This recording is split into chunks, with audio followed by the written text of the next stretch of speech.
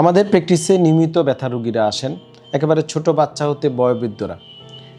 তো বিভিন্ন কারণে হয়ে থাকে, তার মধ্যে অন্যতম কারণ হচ্ছে অনেকের ক্ষেত্রে আমরা দেখি যে ভিটামিন ডি ডেফিসিয়েন্সি।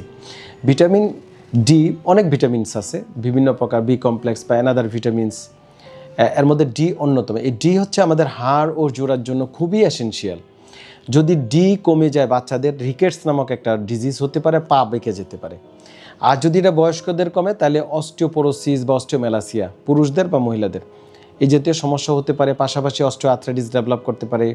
আপনার বোনস ডেন্সিটি কমে যাবে, জোড়ায় জোড়ায় ব্যথা, শরীর ক্লান্ত লাগবে, আপনার সেক্সুয়াল লাইফেও এফেক্ট হবে। ভিটামিন ডি এর কারণে ঘুম হবে না, মানসিক সমস্যা তৈরি হবে, অনেক কারণ আছে। আমার রিসার্চ ওয়ার্কে আমি কিন্তু রিসার্চ ওয়ার্ক এবং সারা ওয়ার্ল্ডে রিসার্চ ওয়ার্কের মধ্যে ভিটামিন ডি বাত ব্যথা বা শারীরিক মানসিক অক্ষমতা বা হতাশা বা এনার্জিহীনতার অন্যতম কারণ।